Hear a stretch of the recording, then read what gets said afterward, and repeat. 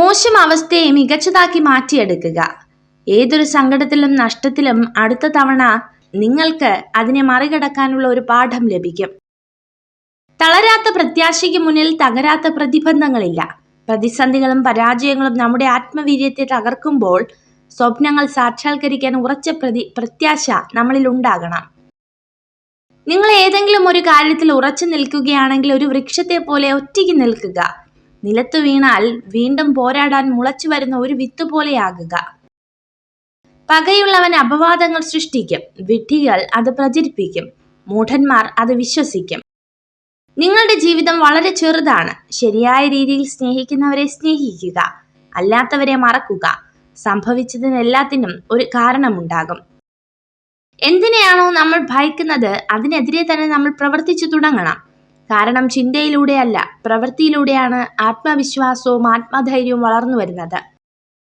അവസരങ്ങൾ നിങ്ങൾക്ക് മുന്നിൽ മുട്ടില്ല. നിങ്ങൾ വാതിലുകൾ കണ്ടെത്തി തുറക്കുമ്പോഴാണ് അവസരങ്ങൾ പ്രത്യക്ഷപ്പെടുന്നത്. പെരുമഴയത്ത് കുട പിടിച്ച് നടക്കുമ്പോൾ നമ്മുടെ കുടക്കീഴിൽ ഓടി വരും ചിലരൊക്കെ. അത് നമ്മളെ കണ്ടല്ല, കുട മോഹിച്ചവരാണ്. മഴ തീർന്നാൽ അങ്ങ് പോകും. അത് മനസ്സിലാക്കിയാൽ ജീവിതം എളുപ്പമാണ്. പതിയെ പതിയെ മൗനമാവുക, അതിനുമപ്പുറം മറന്നു കളയുക. നിശബ്ദതയ്ക്ക് വാക്കുകളെ മറികടക്കുവാനുള്ള ശക്തിയുണ്ട്. ആത്മവിശ്വാസം നഷ്ടപ്പെടലാണ് യഥാർത്ഥ തോൽവി. തോൽവികളുടെ അതിജീവനമാണ് വിജയങ്ങളുടെ ജനനമാകുന്നത്. നമ്മുടെ പോരായ്മകളെ ഓർത്ത് ദുഃഖിക്കാതെ അവയെ അതിജീവിക്കുവാനുള്ള മാർഗങ്ങൾ തേടുകയാണ് വേണ്ടത്. ഞാൻ എന്ന ഭാവം ഉപേക്ഷിക്കുക, നമ്മൾ എന്ന ചിന്ത വളർത്തുക, അഹംഭാവത്തെ മറികടക്കുക, സ്നേഹത്തിലും വില കൽപ്പിക്കുക, ചിരിച്ചുകൊണ്ട് അകലം കുറയ്ക്കുക, അപവാദങ്ങളെ അവഗണിക്കുക. നമ്മളെ ക്ഷമിക്കാൻ പഠിപ്പിക്കുന്ന ചിലരൊക്കെ ഉണ്ട്. എത്രയൊക്കെ ദേഷ്യത്തോടെ സംസാരിച്ചാലും നമ്മളെ ഒത്തിരി സ്നേഹത്തോടെ പെരുമാറുന്നവർ. അവർക്ക് ദേഷ്യം വരാഞ്ഞിട്ടല്ല, അവരുടെ ദേഷ്യത്തിന് പോലും നമ്മളോട് അത്രയും സ്നേഹമാണ്.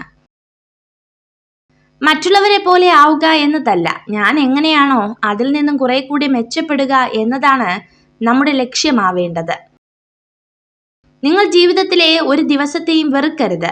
നല്ല ദിവസങ്ങൾ സന്തോഷം തരും, മോശ ദിവസങ്ങൾ പുതിയ തിരിച്ചറിവുകൾ നൽകുന്നു. രണ്ടിനെയും സമചിത്തതയോടെ കൈകാര്യം ചെയ്യണം. നമുക്ക് വിജയിക്കണമെങ്കിൽ നമ്മെ ഒറ്റപ്പെടുത്തുന്ന, കുറ്റപ്പെടുത്തുന്ന, മുറിവേൽപ്പിക്കുന്ന, കളിയാക്കുന്ന കുറച്ചാളുകളെങ്കിലും നമുക്ക് ചുറ്റിലും ഉണ്ടാകണം.